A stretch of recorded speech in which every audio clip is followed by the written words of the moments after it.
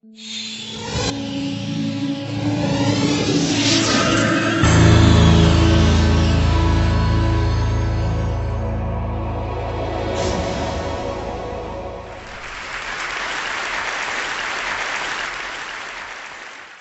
morning. How are you? It's been great, hasn't it? I've been blown away by the whole thing. In fact, I'm leaving.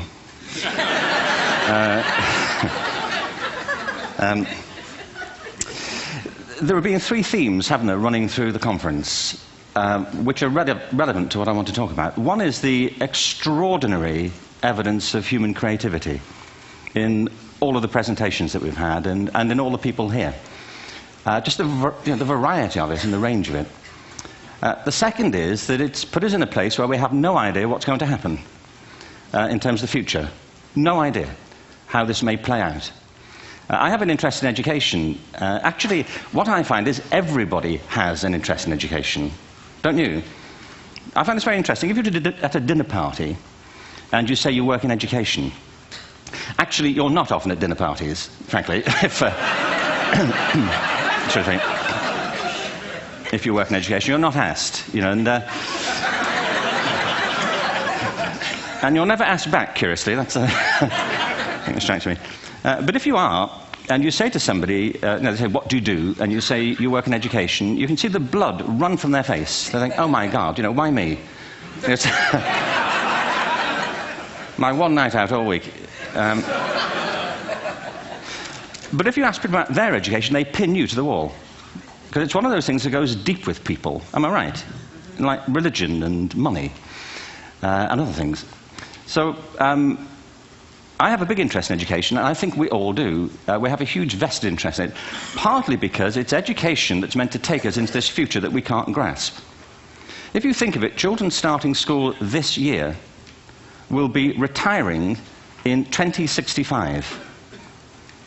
Nobody has a clue, despite all the expertise that's been on parade for the past 4 days, what the world will look like in 5 years' time.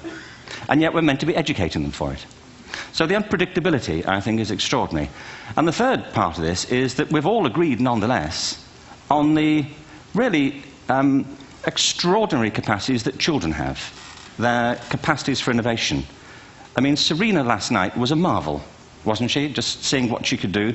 And she's exceptional, but I think she's not, so to speak, exceptional in the whole of childhood. What you have there is a person of extraordinary dedication who found a talent. And my contention is all kids have tremendous talents, and we squander them pretty ruthlessly. So I want to talk about education, and I want to talk about creativity. My contention is that creativity now is as important in education as literacy, and we should treat it with the same status. Thank you.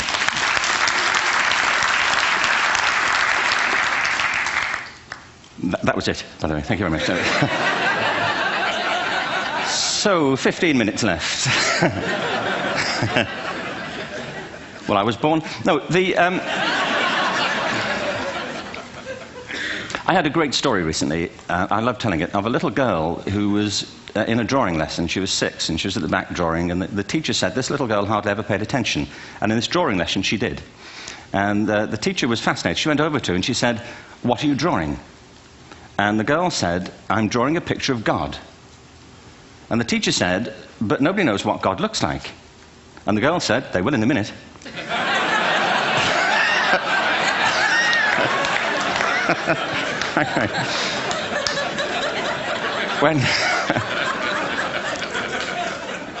When my son was 4 in England, actually he was 4 everywhere, to be honest. I mean, if we're being strict about it, wherever he went, he was 4 that year. But he was in the Nativity play. Do you remember the story? No, it was big. It was a big story. Mel Gibson did the sequel. You may have seen it. I don't know. It was Nativity 2. But James got the part of Joseph, which we were thrilled about. We consider this to be one of the lead parts. We had the place crammed full of agents and T-shirts, you know. James Robinson is Joseph. He didn't have to speak, but do you know the bit where the 3 kings come in? They come in bearing gifts, and they bring gold, frankincense, and myrrh. This really happened. We're sitting there, and they, I think, just went out of sequence. Because we talked to the little boy afterwards and said, you know, are you okay with that? And he said, yeah, why was that wrong? They just switched, I think that was it. Anyway, the three boys came in, little 4-year-olds with tea towels on their heads, and they put these boxes down. The first boy said, "I bring you gold." And the second boy said, "I bring you mare." And the third boy said, "Frank sent this."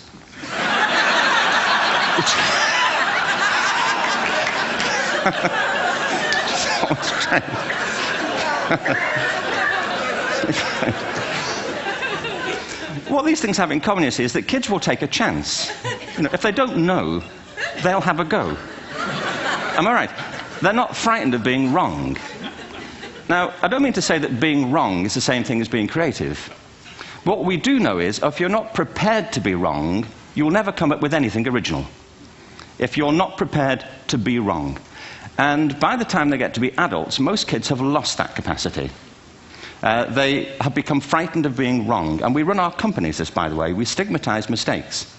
And we're now running national education systems where mistakes are the worst thing you can make. And the result is that we are educating people out of their creative capacities. Picasso once said this. He said that all children are born artists. The problem is to remain an artist as we grow up. I believe this passionately, that we don't grow into creativity, we grow out of it. Or rather, we get educated out of it. So why is this? I lived in Stratford-on-Avon until about 5 years ago. In fact, we moved from Stratford to Los Angeles. So you can imagine what a seamless transition, this was from LA. Actually, we lived in a place called Snitterfield, just outside Stratford, which is where Shakespeare's father was born. Are you struck by a new thought? I was. You don't think of Shakespeare having a father, do you? Do you? Because you don't think of Shakespeare being a child. Do you? Shakespeare being 7. I never thought of it. I mean, he was 7 at some point. He was in somebody's English class, wasn't he? Do you understand? Really? How annoying would that be?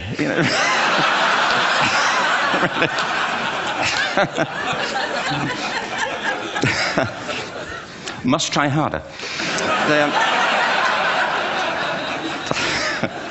Being sent to bed by his dad to Shakespeare. Go to bed now, to William Shakespeare, and put the pencil down, and stop speaking like that.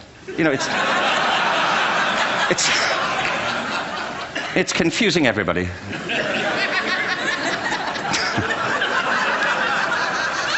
Anyway,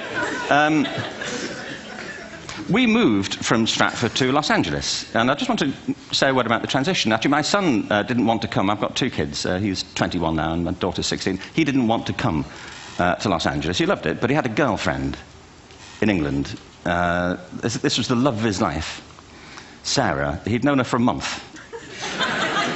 Mind you, they'd had their 4th anniversary by then, because it's a long time when you're 16. Anyway, he was really upset on the plane. He said, "I'll never find another girl like Sarah." And we were rather pleased about that, frankly, because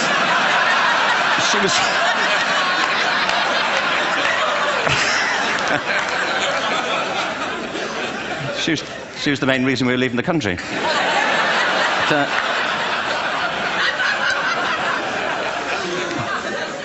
But something strikes you when you move to America and when you travel around the world. Every education system on Earth has the same hierarchy of subjects.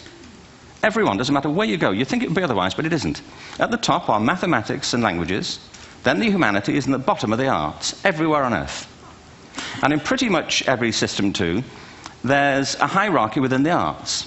Art and music are normally given a higher status in schools than drama and dance. There isn't an education system on the planet that teaches dance every day to children the way we teach them mathematics. Why? Why not? I think this is rather important. I think maths is very important, but so is dance. Children dance all the time if they're allowed to. We all do. We all have bodies, don't we? Did I miss a meeting? I think... Truthfully, what happens is, as children grow up, we start to educate them progressively from the waist up. And then we focus on their heads, and slightly to one side. If you were to visit education as an alien and say, what's it for, public education, I think you'd have to conclude, if you look at the output, who really succeeds by this? Who does everything they should? Who gets all the brownie points? Who are the winners? I think you'd have to conclude the whole purpose of public education throughout the world is to produce university professors. Isn't it? They're the people who come out the top. And now, I used to be one. So there. But And I like university professors, but, you know, we shouldn't hold them up as the high watermark of all human achievement. They're just a form of life. You know, another form of life. But they're rather curious, and I say this out of affection for them. There's something curious about professors. In my experience, not all of them, but typically, they live in their heads. They live up there, and slightly to one side. They're disembodied, you know, in a kind of literal way. You know, they look upon their body as a form of transport for their heads. You know, it's... Don't they? It's a way of getting their head to meetings.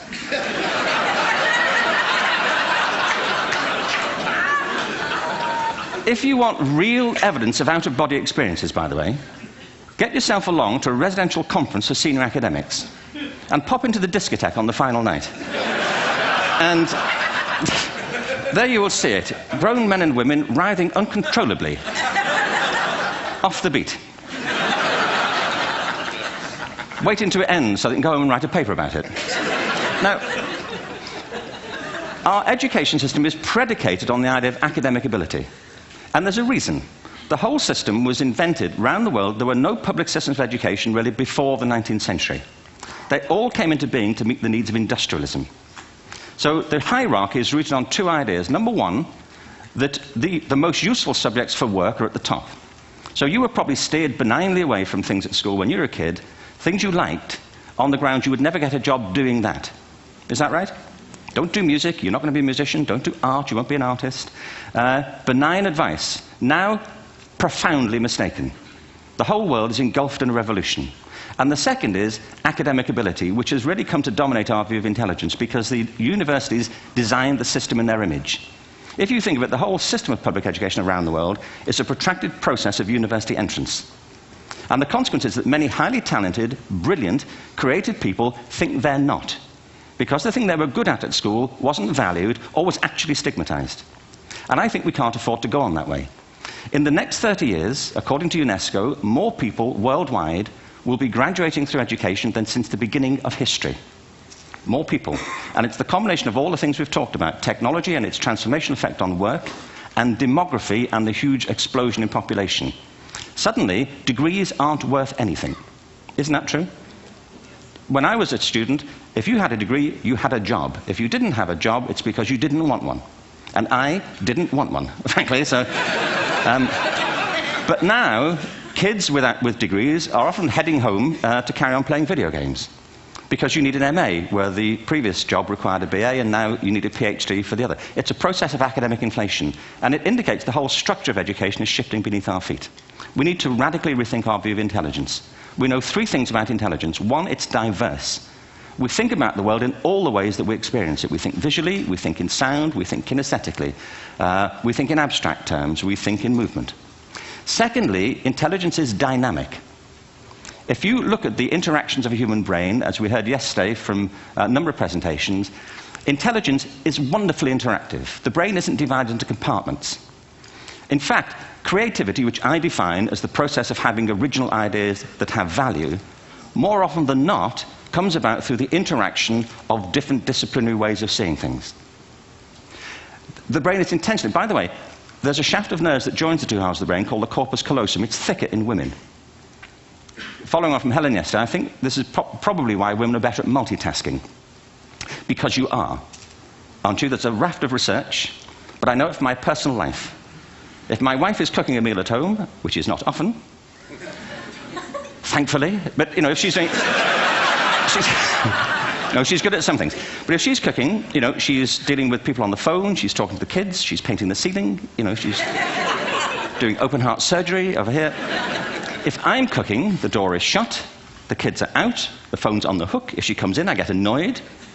I say, Terry, please, I'm trying to fry an egg in here. You know, really.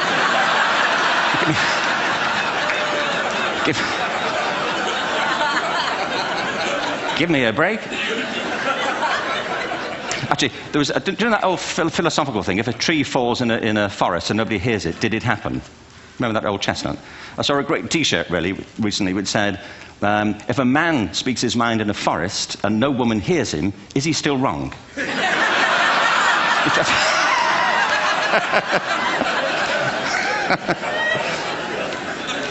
And the third thing about intelligence is it's distinct. I'm doing a new book at the moment called Epiphany, which is based on a series of interviews with people about how they discovered their talent. I'm fascinated by how people got to be there. It's really prompted by a conversation I had with a wonderful woman who most people have never heard of. She's called Gillian Lynn. Have you heard of her? Some have.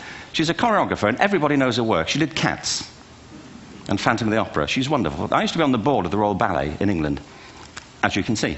And anyway, Jill and I had lunch one day. I said, how'd you get to be a dancer? And she said it was interesting. When she was at school, she was really hopeless. And the school in the 30s wrote to her parents and said, we think Gillian has a learning disorder. She couldn't concentrate. She was fidgeting. I think now they'd say she had ADHD.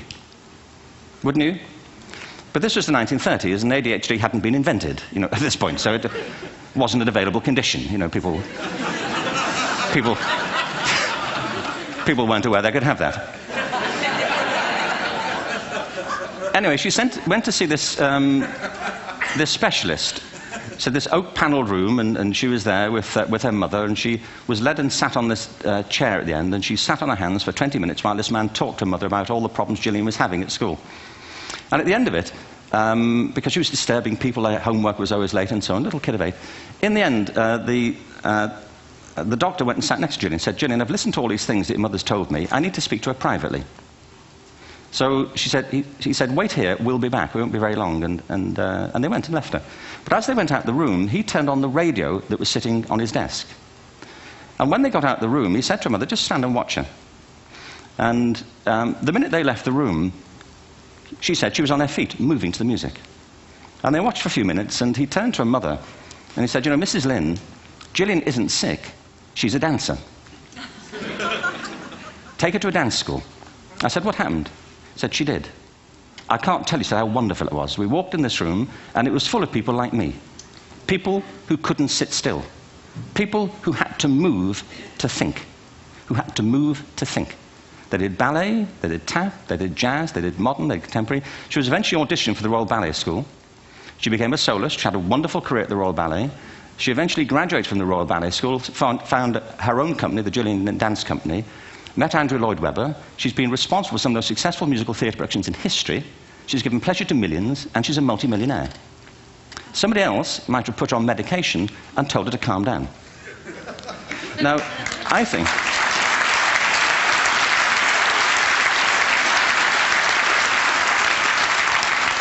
What I think it comes to is this. Al Gore spoke the other night about ecology and the revolution that was triggered by Rachel Carson. I believe our only hope for the future is to adopt a new conception of human ecology, one in which we start to reconstitute our conception of the richness of human capacity. Our education system has mined our minds in the way that we've strip-mined the earth for a particular commodity, and for the future, it won't serve us. We have to rethink the fundamental principles on which we're educating our children. There was a wonderful quote by Jonas Salk, who said, if all the insects were to disappear from the earth, within 50 years, all life on earth would end. If all human beings disappeared from the earth, within 50 years, all forms of life would flourish. And he's right. What TED celebrates is the gift of the human imagination. We have to be careful now that we use this gift wisely and that we avert some of the scenarios that we've talked about. And the only way we'll do it is by seeing our creative capacities for the richness they are and seeing our children for the hope that they are. And our task is to educate their whole being so they can face this future. By the way, we may not see this future, but they will. And our job is to help them make something of it. Thank you very much. Bravo. Here, here.